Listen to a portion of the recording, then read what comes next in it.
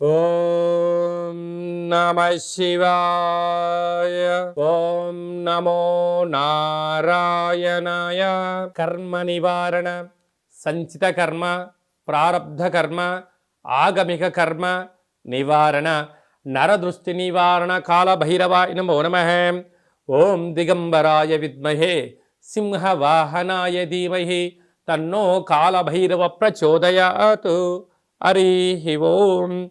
మా ఛానల్కి స్వాగతం. చూస్తున్న వీక్షకులకు, ప్రేక్షకులకు, ప్రియ కాళభైరవ భగవద్బంధులకి స్వాగతం పలుకుతూ మమ్మల్ని ఎంతగానో ఆదరిస్తూ ఉండబడినటువంటి ప్రియ సోదర సోదరీమణులకు అందరికీ, సనాతన ధర్మ సంరక్షకులకి, వీక్షకులకు, ప్రేక్షకులకు 2024 సంవత్సరంలో శేషభాగమైనటువంటి 15 రోజులకు వీడుకోల్ పలుకుతూ 2025 సంవత్సరానికి స్వాగతం పలుకుతూ ఈ సంవత్సరంలో జరిగినటువంటి అష్టకష్టాలకు, ఇబ్బందులకు, అనారోగ్యాలకు స్వస్తి పలుకుతూ నూతన ఆనందంతో 2025 సంవత్సరం స్వాగతం పలకాలను కోరుకుంటూ 16/12/2024 నుండి 31 డిసెంబర్ 2024 వరకు పుట్టినటువంటి వారందరికీ కూడా ముందస్తుగా జన్మదిన శుభాకాంక్షలు. అలాగనే గతంలో వివాహం చేసుకున్న వారికి వివాహ వార్షికోత్సవ శుభాకాంక్షలు. ద్వాదశ రాశుల్లో గ్రహ గమనాన్ని ఒకసారి వీక్షింపచేద్దాం. వృషభ రాశిలో దేవగురు బృహస్పతి శత్రు సంచార స్థితి, కర్కాటక రాశిలో కుజ సంచార స్థితి, కన్య రాశిలో కేతు సంచార స్థితి, వృశ్చిక రాశిలో బుధ సంచార స్థితి, ధనుస్సు రాశిలో రవి సంచార స్థితి, మకర రాశిలో శుక్ర సంచార స్థితి, కుంభరాశిలో శని భగవానుడు స్వక్షేత్ర సంచార స్థితి, మీనరాశిలో రాహు సంచార స్థితితో గ్రహ గమనాలు ఈ విధంగా ఉన్నాయి. కుంభరాశి వారు ఈ ఆంగ్ల సంవత్సరానికి వీడుకోలు పలుకుతూ, నూతన ఆంగ్ల సంవత్సరానికి స్వాగతం పలుకుతూ ఎలాంటి కష్టాలను నివారించుకోవాలి, ఎలాంటి ఐశ్వర్యానికి స్వాగతం పలకాలో ఈ వీడియోలో సవివరంగా సంపూర్ణంగా తెలుసుకుందాం. కుంభరాశిలో ఏ ఏ నక్షత్రాలు వస్తాయనగా ధనిష్ఠా నక్షత్రంలోని 3వ పాదం, 4వ పాదం, శతభిష నక్షత్రంలోని 4 పాదాలు, పూర్వపాద నక్షత్రంలో 1, 2, 3 పాదాలను కలిపితే కుంభరాశి.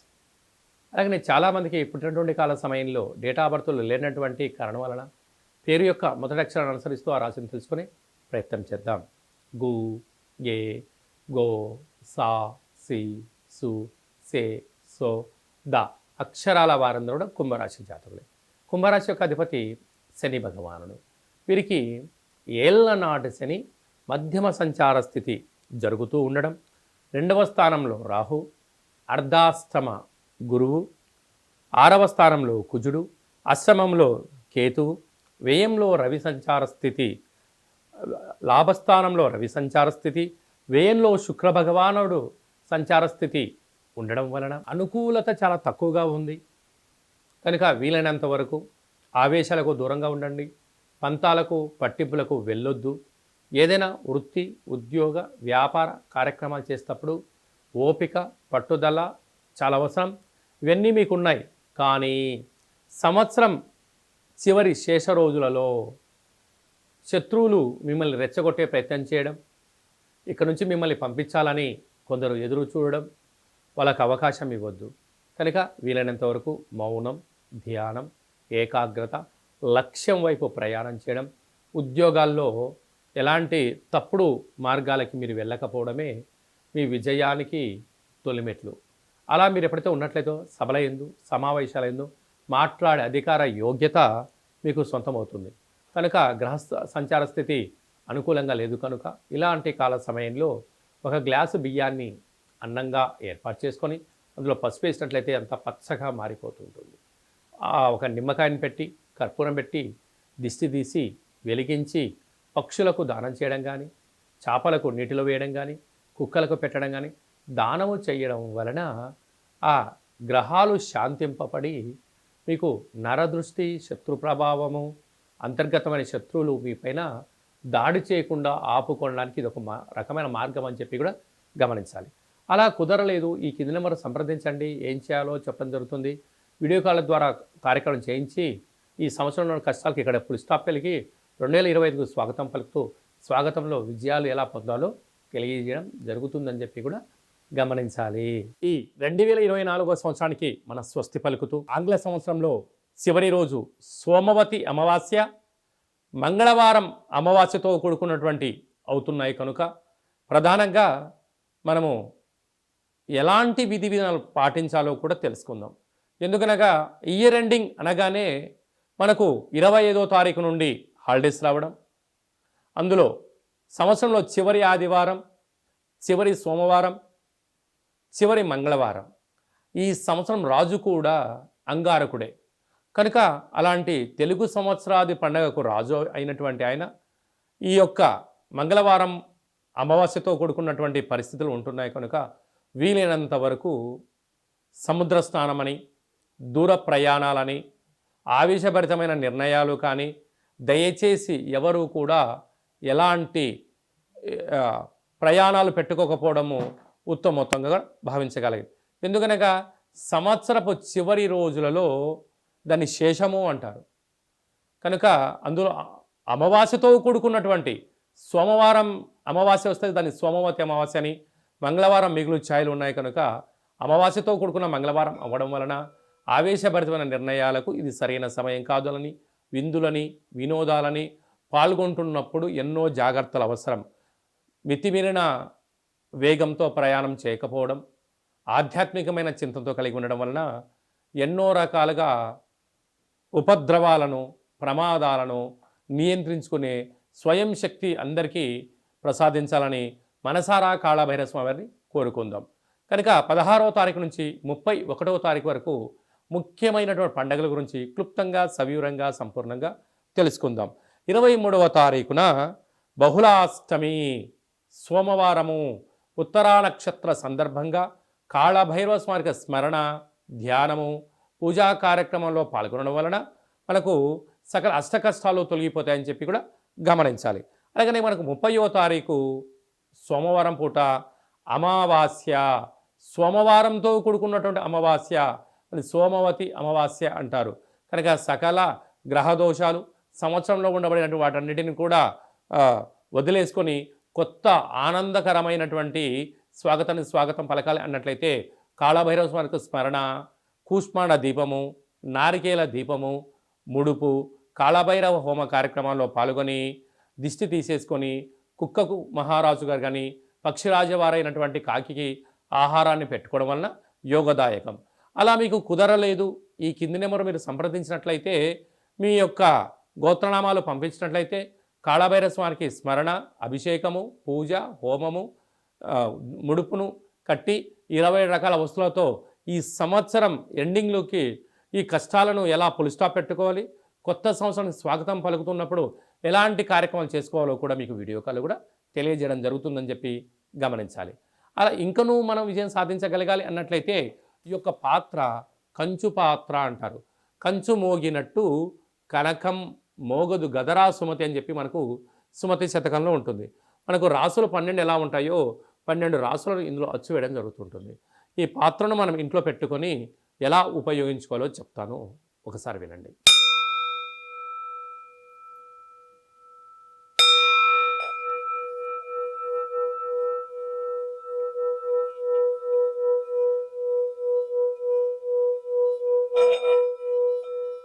ఈ యొక్క శబ్ద దొరకం వలన మనిషి యొక్క శరీరంలో ఉండబడినటువంటి మూలాధార, స్వధిష్టాన, మణిపూరక, విశుద్ధ, అనహత, ఆగ్నేయ చక్రాలు వికసింపచేయడం, ఇంట్లో ఉండబడినటువంటి జ్యేష్ఠాదేవి ఈ శబ్దానికి తట్టుకోలేక బయటికి వెళ్ళిపోవడం, గ్రామంలో సంచరించేటువంటి మహాలక్ష్మీదేవి గళ్ళు గళ్ళుమంటూ ఇంటికి రావడం స్వాగతం పలుకుతుంది.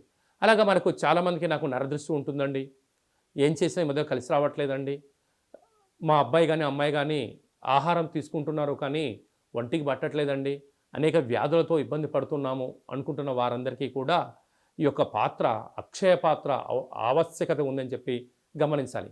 మన మనసులో ఏదైతే కోరిక ఉందో వాటిని కోరుకొని ఈ శబ్దం చేయడం వలన ఆ లక్ష్మీ కటాక్షం వలన, శబ్ద తరంగాల వలన ఆ పని వశీకరణ కలిగి అద్భుతమైన విజయం మన సొంతమవుతుందని చెప్పి గమనించాలి.